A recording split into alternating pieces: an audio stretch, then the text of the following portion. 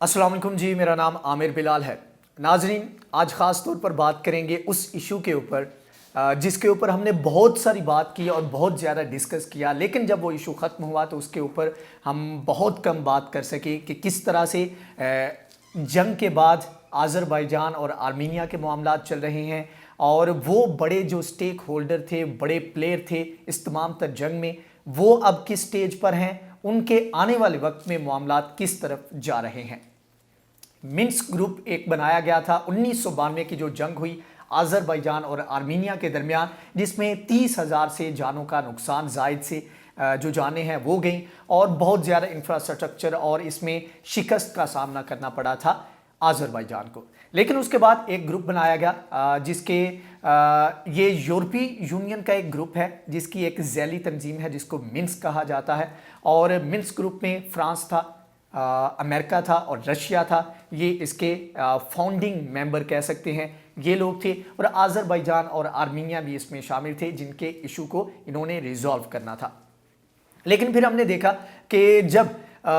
इस इशू के ऊपर बात की जाती थी तो इसको फ्रोज़न कॉन्फ्लिक्ट कहा जाता रहा और कहा जाता रहा कि इस मसले के ऊपर बात करने की ज़रूरत नहीं, इसको ऐसे ही रहने दे तो ये दोनों ममालिक के लिए, पूरे खित्ते के लिए बेहतर होगा। और जब ये इशू चल रहा था तो उस वक्त माइक पोम्पियो की जानिब से कहा गया कि हम इसको फ्रोज़न कॉन्फ्लिक्ट के तौर पर ही देखना चाहते हैं, इसको ऐसे ही रखना चाहते हैं। लेकिन उस वक्त आज़रबाईजान फैसला कर चुका था कि उन्होंने किस तरीके से अपने इलाकों को वापस लेना है। तो जब ये मामला शुरू होता है तो इन तीनों ममालिक की जानिब से कोशिश की गई कि इन टर्म्स के ऐसी टर्म्स डिसाइड की जाएं जिसके ऊपर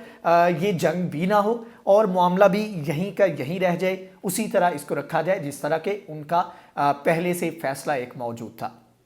तो ऐसे में फ्रांस की जानिब से पहले कोशिश की गई तो वो सीज़ फायर उसकी भी खिलाफ वर्जी कर दी गई और फौरी तौर पर उसकी खिलाफ वर्जी हुई, दोबारा से जंग शुरू होगी। उसके बाद अमेरिका की जानिब से बीच में कोशिश की गई, बल्कि रशिया की दूसरे नंबर पर कोशिश की गई, वो भी नाकाम हुआ। उसके बाद अमेरिका की जानिब से कोशिश की गई, वो भी नाकाम हुआ। और उसके बाद फिर फाइनली जब लगा इन ममालिकों के अब ये जंग जो है उस स्टेज पर पहुंच चुकी है जहां पर आज़रबाईजान को रोकना ज़रूरी है, अगर ना रोका गया तो ये विद फोर्स तमाम इलाकों पर कब्जा कर लेंगे, तो उस वक्त उन टर्म्स और कंडीशंस के ऊपर ये सुलह करवाई गई जिसके ऊपर आज़रबाईजान चाहता था। तो अब तमाम तर जो इशू चला उसमें तुर्की की जानिब से बड़ी सपोर्ट की गई। और अब जो बड़ी डेवलपमेंट हो रही है वो ये है कि तुर्की के जो सदर हैं रजब तैयब एर्दोगान, वो 2 रोज़ा दौरे पर आज़रबाईजान में मौजूद हैं। 2 रोज़ा दौरे पर वो पहुंच रहे हैं और इस दौरे में वो एक तमाम तर जो मामला चला और जिस तरीके से तुर्की की जानिब से आज़रबाईजान को ड्रोन्स के ज़रिए मोरल सपोर्ट और वैसे यहाँ तक उन्होंने कहा कि अगर ज़रूरत पड़ी तो अपनी फ़ौज भी भेजने को तैयार हैं। और उसके बाद जो एक इल्ज़ाम था जिसको तस्लीम तो नहीं किया, लेकिन ये इल्ज़ाम था कि जो कुर्द मलेशिया है उनके ख़िलाफ़ जो ग्रुप जो है वो काम कर रहे हैं सीरिया में, इराक़ में, तो उनको मूव किया गया और वो यहाँ पर आकर फ़ाइट करते रहे। तो इस तमाम तर सूरत हाल में पाकिस्तान भी मौजूद रहा, लेकिन सबसे बड़ी सपोर्ट जो थी वो तुर्की की जानिब से थी। और तुर्की और जो आज़रबाईजान के लोग हैं वो ख़ुद को 1 नेशन और 2 स्टेट्स का नाम देते हैं। और अभी जब आज़रबाईजान का दौरा कर रहे हैं रजब तैयब एर्दोगान, तो इस वक्त भी बड़े बड़े बैनर्स लगाकर इस स्लोगन को प्रमोट किया जा रहा है और वो वाकई समझते हैं कि जिस तरह के उनके अच्छे ताल्लुकात हैं उनको फ़रोग़ देना चाहिए और ऐसे में एक दूसरे के साथ मिलकर चलना चाहिए। ये तो वो बातें हो गई जो कि जंग के दौरान हुई और उसके अंदर जो रोल प्ले किया तुर्की की जानिब, तुर्की ने जो रोल प्ले किया। और तुर्की का मुतालबा ये था कि वो कहता था कि ये तमाम तर मामला जो हैं इसमें जब बातचीत की जाए तो उसमें उसको शामिल किया जाए। लेकिन जब रशिया की जानिब से ये तमाम तर मुआहदा किया गया उस वक्त तुर्की को शामिल नहीं किया गया। लेकिन मुआहदे के बाद एक बहुत बड़ा डेलीगेशन रशिया की जानिब से तुर्की में पहुँचा और उनकी जानिब से तमाम तर जो सूरत हाल थी इसके ऊपर बातचीत की गई और उनको बताया गया कि किन टर्म्स एंड कंडीशंस के ऊपर ये मुआहदा किया गया है। اور اس کے بعد جو پیس کیپر تھے ان کی جب ڈپلائمنٹ کی گئی تو اس میں رشیا کے پیس کیپر بھی تھے اور ترکی کے پیس کیپر بھی وہاں پر شامل ہیں. اور حال ہی میں ایک ان دونوں ممالک کے درمیان ایک آرگنائزیشن بنائی گئی ہے اور اس میں ان دونوں ممالک کی جانب سے یہ ڈیسائیڈ کیا جانا ابھی باقی ہے کہ کون کون سے علاقے میں کس کس لیول کی ڈپلائمنٹ یہ دونوں ملک کریں گے اپنے سولجرز کی جو پیس کیپر ہوں گے. لیکن یہ فیصلہ کر لیا گیا ہے کہ یہ دونوں ممالک ہی اس معاہدے کے اوپر عمل درآمد کو یقینی بنانے کے لیے اپنے پیس کیپر اس خطے میں موجود رکھیں گے تاکہ ایک جو 5 سال کا معاہدہ کیا گیا ہے اس معاہدے کے دوران تمام تر جو خطہ ہے اس میں امن جو ہے اس کو برقرار رکھا جا سکے. اب یہاں پر بات یہ آتی ہے، اس سے پہلے بھی ایک مرتبہ جب یہ ایشو سٹارٹ ہوا تھا تو اس کے اوپر ہم نے بات کی تھی کہ کس طرح سے اتنا سمپل نہیں ہے کہ صرف بھائی ہونے کے ناطے، صرف اچھے تعلقات ہونے کے ناطے ترکی جو ہے وہ یہاں پر سپورٹ کر رہا ہے آذربائیجان کو. سب سے بڑا جو مین ایک اٹریکشن پوائنٹ ہے آذربائیجان کا وہ یہ ہے کہ 8 بلین بیرل کے قریب یہاں پر جو اتھینٹک ریسورسز یہاں پر موجود ہیں اور اس سے زیادہ گیس کے جو ریسورسز ہیں، جو ریزروز ہیں وہ یہاں پر موجود ہیں آذربائیجان کے اندر. تو اس خطے کی اگر بات کریں تو ایران کے بعد سب سے بڑا آئل کا کہہ لیں کہ ایکسپورٹر بن سکتا ہے آذربائیجان. اتنے اچھے تعلقات ہونے کے باوجود تاحال ٹریڈ والیوم جو تھا وہ بہت کم ہے آذربائیجان اور ترکی کے درمیان. تو اس اپرچونٹی کو اس وقت دیکھ رہا ہے ترکی اور وہ جو اپنی کنزپشن ہے آئل کی اس میں یوٹیلائز کرنا چاہ رہا ہے، جو کیپیبلٹیز ہیں، جو کیپیسٹی ہے آذربائیجان کے پاس. تو ابھی جب آذربائیجان کے دورے پر رجب طیب اردوان ہوں گے تو اس چیز کے اوپر، ان پاسبلٹیز کے اوپر بھی بات کی جائے گی کہ آنے والے وقت میں اس سے کس طرح فائدہ اٹھایا جا سکتا ہے. اب یہی وجہ تھی کہ جو ناگورنو کاراباخ کا علاقہ ہے، جو یہ تمام تر ریجن ہے، اس کے اوپر جب جنگ شروع ہوئی تو رشیا بھی اس چیز کی سپورٹ کرتا رہا، آرمینیا کو سپورٹ کرتا رہا اور وہ بھی چاہتا تھا کہ اس کو ایز اے فروزن کانفلکٹ کے طور پر رکھا جائے. لیکن مسئلہ یہ ہے کہ جب اس کے بارے میں کہا جاتا ہے کہ جب بھی پیوٹن کسی بھی معاملے میں انوالو ہوتے ہیں اور وہاں پر وہ معاملات کو کام ڈاؤن کرنے کی کوشش کرتے ہیں تو وہاں پر اس وقت نہیں لیکن بعد میں جا کر خرابی لازمی ہوتی ہے. تو جب رشیا اس تمام تر جنگ میں آرمینیا کو سپورٹ کر رہا تھا اور وہ اگرچہ کرسچن آرتھوڈاکس قسم کے وہاں پر ایتھنیسٹی والے لوگ ہیں لیکن اس کے باوجود وہاں پر رشیا ان کو سپورٹ کرتا رہا اور وہ چاہتا تھا کہ اس خطے میں جو ایک ڈومیننس ہے، اس خطے میں جو ایک اس کی پریزنس ہے، ایک جو اس کا ایک روب دبدبا ہے اس کو برقرار رکھے. روب دبدبا کس طرح؟ کیونکہ جب سوویت یونین ٹوٹا تو اس سے پہلے یہ تمام تر علاقے جو تھے یہ رشیا کے انڈر تھے اور رشیا کے ہی جو ڈویژن کی گئی اس کے بعد یہ ایک ناگورنو کاراباخ کا جو علاقہ تھا اس میں یہ ایک کانفلکٹ جو ہے یہ بڑے لیول تک پھیلا اور رشیا اس میں یہ چاہتا تھا کہ اس خطے میں اپنی پریزنس کو برقرار رکھنے کے لیے، ان تمام علاقوں میں اپنی ڈومیننس جو ہے اس کو برقرار رکھنے کے لیے وہ یہاں پر موجود رہے. لیکن اب جو آگے ڈیولپمنٹ ہونے جا رہی ہے اس میں یہ ہے کہ رجب طیب اردوان کی جانب سے کہا گیا کہ منسک گروپ جو ہے اس میں اس کی شمولیت اب ضروری ہو چکی ہے کیونکہ آذربائیجان بھی اس چیز کو سپورٹ کرتا ہے اور ڈیمانڈ کرتا ہے کہ تمام تر نیگوشیشن جو ہوں اس میں یہاں پر ترکی جو ہے اس کی انوالومنٹ جو ہے وہ لازمی ہونی چاہیے. تو اس میں جو ترکی ہے وہ ایکسپیکٹ کر رہا ہے اس کو اس میں شامل کیا جائے اور رائٹ فلی ہو سکتا ہے آنے والے وقت میں منسک گروپ کا اس کو کو چیئر بنا دیا جائے، اس کو جو بھی نیگوشیشنز ہوں گی اس میں اس کو شامل کیا جائے. اب ترکی اگر اس میں آتا ہے تو ترکی کا اس خطے میں رہنا اس کا ایک جواز بن جاتا ہے اور اگر آنے والے وقت میں بڑا مسئلہ کریٹ ہوتا ہے وہ صرف اس وجہ پہ ہوگا کہ اس خطے میں جو ڈپلائمنٹ ہے رشیا کے پیس کیپرز کی اور ترکی کے پیس کیپرز کی وہ کس ایکسٹینٹ پر ہوگی، کتنے بڑے لیول پر ہوگی اور کون کون سے جو اہم علاقے ہیں ان کے اوپر ہوگی. اور ابھی اس چیز کے اوپر اتفاق رائے پیدا نہیں کیا جا سکا کہ کن علاقوں میں رشیا کے پیس کیپر ہوں گے اور کن علاقوں میں ترکی کے پیس کیپر ہوں گے. اور جب یہ 5 سال تک یہ لوگ یہاں پر موجود ہوں گے، جب یہاں سے نکلنا ہوگا تو وہی پرانا فارمولا جو کہ اس طرح کے بڑے ملک جو ہے وہ استعمال کرتے ہیں، جی یہاں پر سٹیبلٹی رکھنے کے لیے، امن کو قائم رکھنے کے لیے ہمارا یہاں پر رہنا ضروری ہے، جس طرح افغانستان میں امریکہ نے کیا، عراق میں امریکہ نے کیا اور اس کے علاوہ سیریا اور دیگر ممالک میں امریکہ کرتا ہے جی یہاں پر پیس کو برقرار رکھنے کے لیے، پیس کو سسٹین رکھنے کے لیے یہاں پر ہماری پریزنس جو ہے وہ چاہے تھوڑی مقدار میں ہو لیکن وہ ضروری ہے۔ تو اس کا فائدہ ان ممالک کو یہ ہوتا ہے کہ آنے والے وقت میں جو بڑی ڈیولپمنٹس ہوتی ہے وہاں پر یہ آؤٹ کم جو ہے ان چیزوں کا ان کو کنٹرول کر سکتے ہیں، یا پھر اگر معاملات خراب کرنے ہوں تو اس میں بھی یہ اپنا رول پلے کرتے ہیں۔ ایسے میں ترکی اگر یہاں پر آتا ہے تو ترکی کی پریزنس اور ساتھ میں آذربائیجان کی سپورٹ کے ساتھ وہ آنے والے وقت میں اس چیز سے بہت بڑا فائدہ اٹھا سکتا ہے۔ اور دوسری جانب اگر آرمینیا کی بات کی جائے تو جو آئل کی پائپ لائنز ہیں آذربائیجان کی، وہ تقریباً 9 یا 10 کلومیٹر کی دوری پر ہیں آرمینیا سے۔ تو ایسے میں یہ ایک ولنریبلٹی بن جاتی ہے آذربائیجان کے لیے۔ تو اس چیز کو ختم کرنے کے لیے، اس چیز کو تحفظ فراہم کرنے کے لیے وہ اپنی تو پریزنس اس کی ہے وہاں پر، لیکن ساتھ میں ان کی پوائنٹس کے اوپر جہاں پر آذربائیجان کو لگتا ہے یہاں پر زیادہ خطرہ ہو سکتا ہے، یا آنے والے وقت میں جو کہ رشیا اس تمام تر صورتحال میں بھی سپورٹ کرتا رہا اور آنے والے وقت میں بھی سپورٹ کرے گا آرمینیا کو، تو ان کی پوائنٹس کے اوپر وہ یہاں پر جو پیس کیپر ہیں وہ ترکی کے تعینات کرنا چاہے گا، تاکہ آنے والے وقت میں اگر کوئی مشکل آتی ہے، اگر کوئی مسئلہ خراب ہوتا ہے تو یہاں پر ترکی ان کی سپورٹ کے لیے، مدد کرنے کے لیے موجود ہو۔ اب اس کے اوپر ایک اور پوائنٹ جہاں پر میں آپ کو بتاتا چلوں کہ ترکی جب یہ تمام تر معاملہ چلتا رہا تو ترکی نے جب یہ بیانات دیے کہ وہ اپنی فوج بھی بھیجنے کو تیار ہے، تو فرانس کی جانب سے، رشیا کی جانب سے اگرچہ اوپنلی نہیں، اور امریکہ کی جانب سے اس چیز کو اپوز کیا جاتا رہا، اور آرمینیا کی جانب سے بھی اس چیز کو اپوز کیا جاتا رہا کہ آپ کا کوئی رائٹ نہیں، آپ یہاں پر آ کر کس طرح اپنے فوجی جہاں پر بھیج سکتے ہیں۔ تو ایسے میں اب ترکی کے پاس ایک جواز ہوگا، ان کی ملٹری پریزنس یہاں پر موجود ہوگی، تو آنے والے وقت میں اگر معاملات خراب ہوتے ہیں تو ترکی کے لیے ترکی کے یہاں پر ہونے کے اوپر کوئی اعتراض اس طرح نہیں کھڑا کر سکے گا، کوئی یہ نہیں کہہ سکے گا کہ ترکی یہاں پر کیا کر رہا ہے۔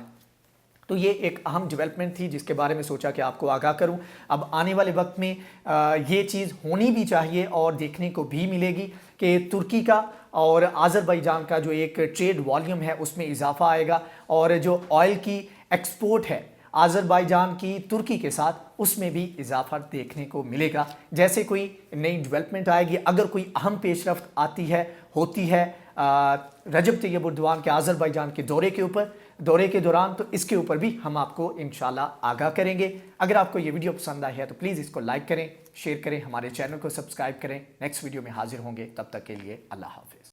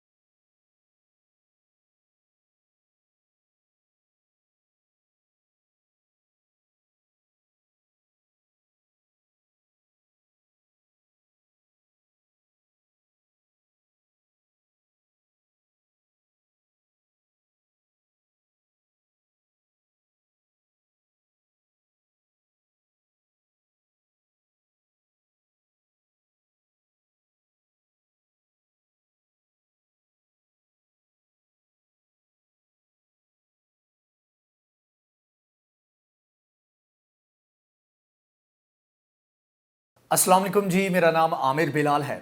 नाजरीन, आज ख़ास तौर पर बात करेंगे कि पाकिस्तान इस वक्त कहाँ पर खड़ा है, सऊदी अरब किस तरफ जा रहा है और भारत किस तरीके से चीज़ों को या किस तरह से इस मौके से फ़ायदा उठा रहा है। इससे पहले हमने बड़ी बढ़ चढ़ के बात की कि किस तरह से सऊदी अरब की जानिब से ताल्लुकात को बेहतर बनाया जा रहा है, पाकिस्तान के ख़िलाफ़ इन दोनों ममालिक यूएई और सऊदी अरब की जानिब से किस तरह से इक़दाम किए जा रहे हैं। लेकिन अब थोड़ा सा ग्राउंड रियलिटी पे आ जाएं कि असल में हक़ाइक़ क्या हैं। अगर सऊदी अरब भारत के साथ ताल्लुकात बेहतर कर रहा है तो उसकी रीज़न क्या है, उसके पीछे हक़ाइक़ क्या है और पाकिस्तान को किस तरीके से इस चीज़ को समझना चाहिए कि अब पहले वाले हालात नहीं हो सकते। पहले जो हमारे सऊदी अरब के साथ ताल्लुकात थे उस तरह के ताल्लुकात दोबारा से बहाल नहीं हो सकते। लेकिन यहाँ पर एक चीज़ जिसको हम डिस्कस करेंगे और कुछ पैटर्न देखेंगे और उनको समझने की कोशिश करेंगे कि किस तरह से सऊदी अरब पाकिस्तान को मुकम्मल तौर पर छोड़ भी नहीं सकता, मुकम्मल तौर पर छोड़ने के अलावा पाकिस्तान को अपना दुश्मन भी नहीं बनाना चाहता। और उसके हवाले से जो इक़दाम किए गए हाल ही में सऊदी अरब की जानिब से, उनका भी जिक्र करेंगे।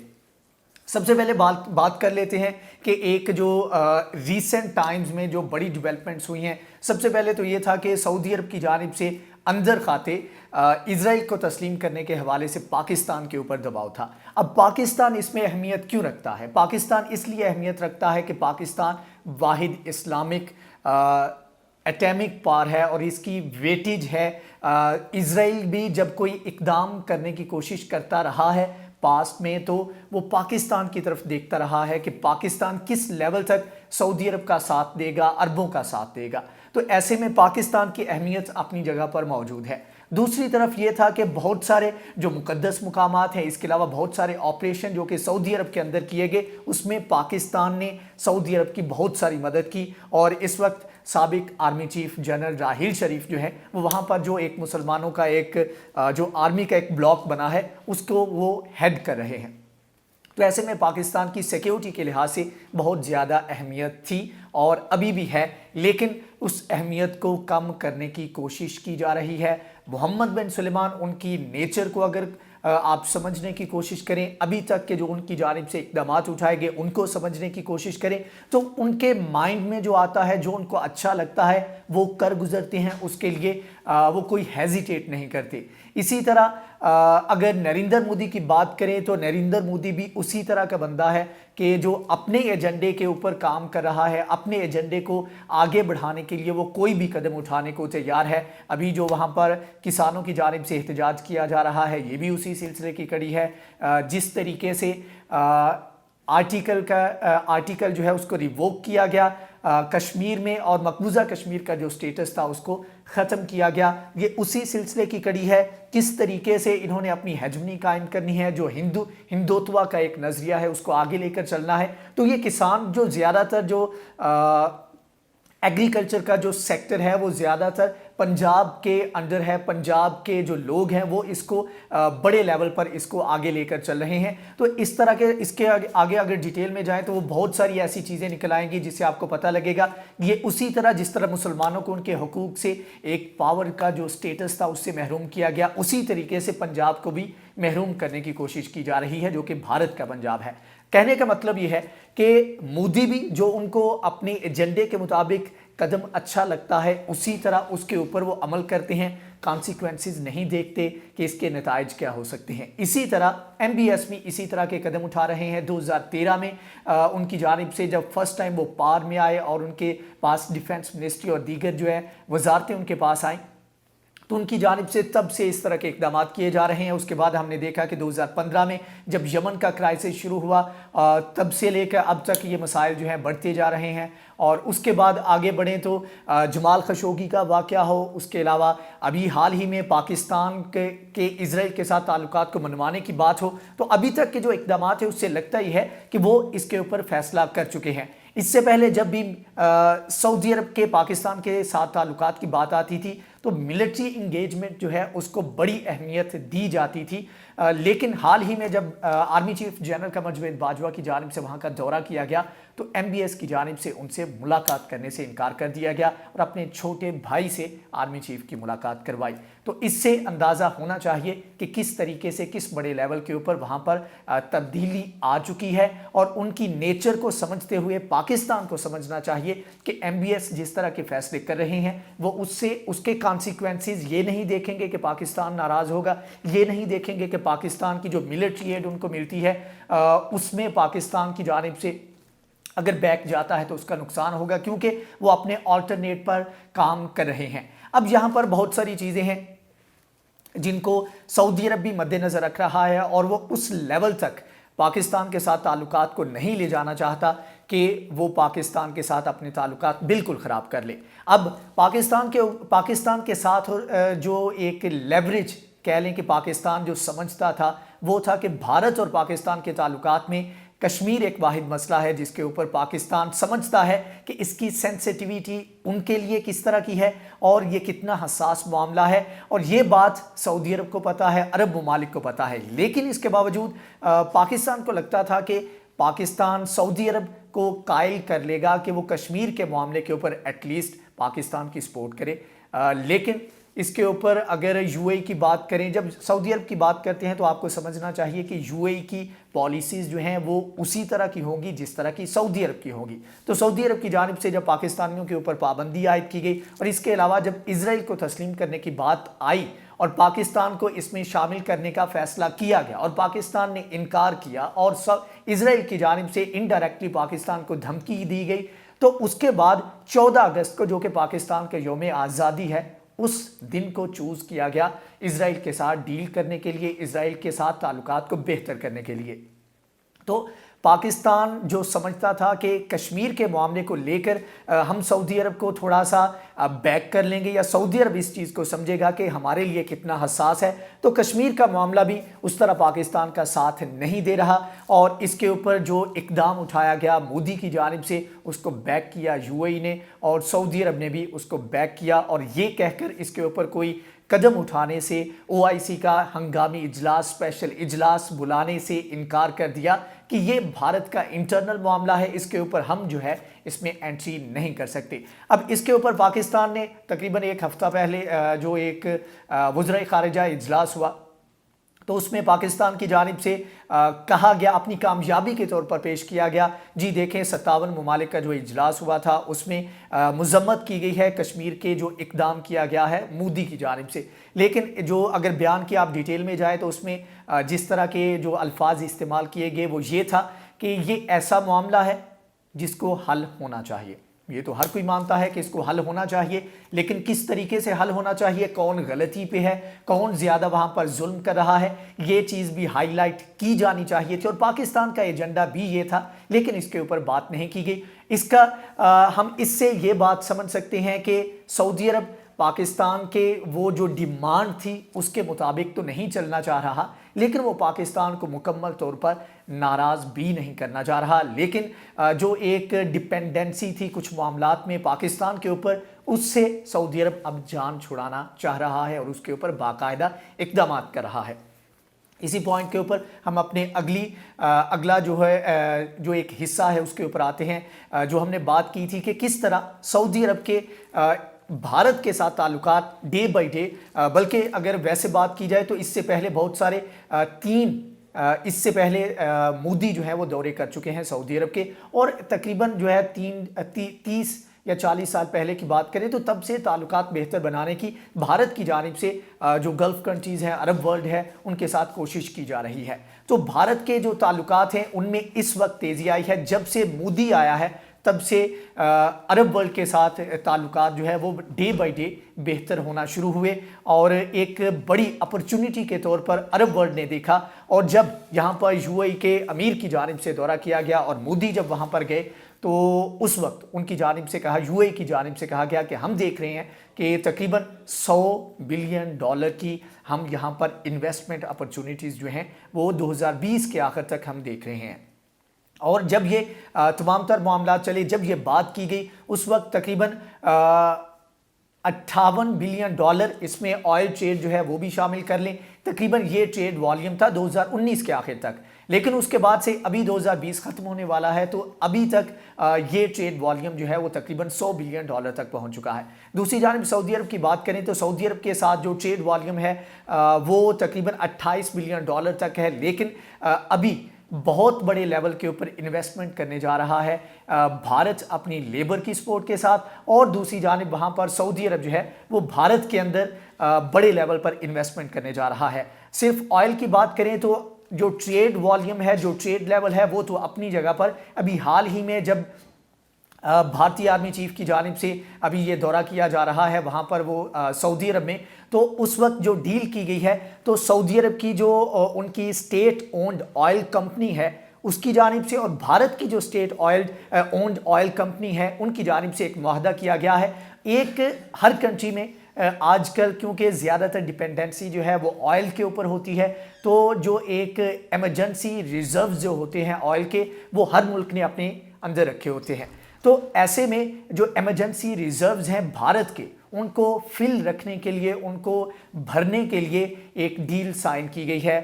सऊदी अरब के साथ कि जैसे जैसे कंजप्शन होगी, जैसे जैसे आगे मामला चलेंगे तो सऊदी अरब ये कमी जो है ये नहीं आने देगा, जो एमरजेंसी रिजर्व्स हैं उनको भर के रखेगा। ये एक तरह की उनकी जानिब से डील की गई है। उसके अलावा भारत की जानिब से बड़े लेवल पर जो टेक्नोलॉजिकल एडवांसमेंट वहाँ पर हो रही है उसमें इन्वेस्टमेंट की जा रही है, जो वर्क फोर्स है वो फ्राहम की जा रही है, और साथ में जैसे जैसे पाकिस्तान को साइड पे किया जा रहा है तो भारत को एक स्पेस दी जा रही है कि भारत वहाँ पर इन अपॉर्चुनिटीज से फ़ायदा उठाए। तकरीबन 5 साल की बात की जाए तो 5 साल में जब से मोदी का रजीम स्टार्ट हुआ तो 5 साल के अंदर तकरीबन 2.5 लाख से ज़्यादा पाकिस्तानियों को वहाँ से डिपोर्ट किया गया। रिसेंटली 1500 से ज़्यादा पाकिस्तानियों को निकाला गया। तो ऐसे में जैसे जैसे वहाँ पर एक वैक्यूम क्रिएट हो रहा है लेबर का, तो उसको फिल करने के लिए भारत को मौका दिया जा रहा है सऊदी अरब में भी और यूएई में भी कि ताकि ये वहाँ पर जाकर इन्वेस्टमेंट कर सकें। तो ये नरवाने जो कि भारतीय आर्मी चीफ है उनकी जानिब से ये किसी भी भारतीय आर्मी चीफ का पहला दौरा है किसी भी अरब वर्ल्ड के कंट्री का, और ख़ास तौर पर सऊदी अरब और यूएई का। अब इस दौरे में बहुत बड़े लेवल के ऊपर जो मिलिट्री इंगेजमेंट है वो की जाएगी। इससे पहले ट्रेड वॉल्यूम जो था वो जैसे जैसे बढ़ा, लेकिन वो कमर्शियल लेवल पर था, ऑयल की जो ट्रेड थी उसके ऊपर था, लेकिन अभी ख़ास तौर पर इस चीज़ के ऊपर इनकी जानिब से फोर्स किया जा रहा है। और भारत की अगर पॉलिसी को देखा जाए तो भारत इस खित्ते में जितनी भी बड़ी ताकतें हैं उनके साथ इंगेज कर रहा है, इस लेवल की इंगेजमेंट कर रहा है कि एक तो वहाँ पर कमर्शियल एक्टिविटीज़ अपने मुल्क के अंदर वो बढ़ा रहा है, और दूसरा साथ में मिलिट्री इंगेजमेंट जो है एग्रीमेंट जो है वो इन ममालिक के साथ कर रहा है, ताकि आने वाले वक्त में अगर कोई ऐसी डिसाइसिव सिचुएशन आए जिसमें इन ममालिक को एक साइड को चूज़ करना पड़े तो उनके लिए चूज़ करना मुश्किल हो जाए। और अब भारत उस पोजीशन पर है कि जहां पर पाकिस्तान जब डिमांड करता है सऊदी अरब से, तो सऊदी अरब के लिए ये फैसला करना मुश्किल हो जाता है कि वो पाकिस्तान को चूज़ करे या भारत को चूज़ करे। जब वो फैसला करते हैं तो उनकी जो इतनी बड़ी इन्वेस्टमेंट है भारत में, तो वो इन्वेस्टमेंट को देखते हैं तो उनको फैसला करना आसान हो जाता है कि हमने भारत के साथ जाना है, पाकिस्तान को रखना है, लेकिन पाकिस्तान की जो डिमांड्स हैं उनकी तरफ नहीं जाना, पाकिस्तान को एक साइड पर रखना है। तो ऐसे में जैसे जैसे वक्त बढ़ रहा है तो भारत इस पोजीशन में आ चुका है कि उसके यूएई के साथ जो ट्रेड वॉल्यूम है वो तकरीबन $100 अरब तक पहुंच रहा है, तकरीबन पहुंच चुका है। और सऊदी अरब के साथ जिस लेवल की इंगेजमेंट की जा रही है ये भी आने वाले वक्त में ये ट्रेड वॉल्यूम है बहुत ज़्यादा ऊपर जाएगा। इसके अलावा चाइना के साथ उनके अगरचे जो डिफरेंसेस चल रहे हैं उनको छोड़ के जो आपस में उनकी ट्रेड है वो बहुत ज़्यादा है, तो चाइना के साथ जो मसले आए तो वो फौरी तौर पर उसके ऑल्टरनेट की जानिब जा रहे हैं और सऊदी अरब और दीगर ममालिक के साथ ताल्लुकात को बेहतर कर रहे हैं। अब सऊदी अरब के साथ जो ताल्लुकात और इस बड़े लेवल के ऊपर जो मिलिट्री इंगेजमेंट की जा रही है वो इस वजह से भी पॉसिबल हो सकी क्योंकि भारत के इजराइल के साथ ताल्लुकात बहुत अच्छे हैं। पाकिस्तान को कंट्रोल करने की बात है या पाकिस्तान के खिलाफ इक़दामात की जब बात की जाती है तो ऐसे में इजराइल को जो सबसे सेफ जगह लगती है जहाँ पर वो विद कॉन्फिडेंस वो इंगेजमेंट कर सकता है तो वो भारत है। भारत के अंदर आकर वो पाकिस्तान के खिलाफ इक़दाम करता है। तो ऐसे में जब सऊदी अरब के साथ पाकिस्तान के ताल्लुकात ख़राब हुए तो इस मौके से फ़ायदा उठाया भारत ने और मदद की इजराइल ने, और यही वजह है कि हम देख रहे हैं कि इन बड़े लेवल के ऊपर इन दोनों ममालिक की जानिब से इन दो बड़े ममालिक के साथ सऊदी अरब और यूएई के साथ इंगेजमेंट की जा रही है, और यूएई भारत और इजराइल की जानिब से आपस में बड़े मुआहदे किए गए हैं जिसमें आने वाले वक्त में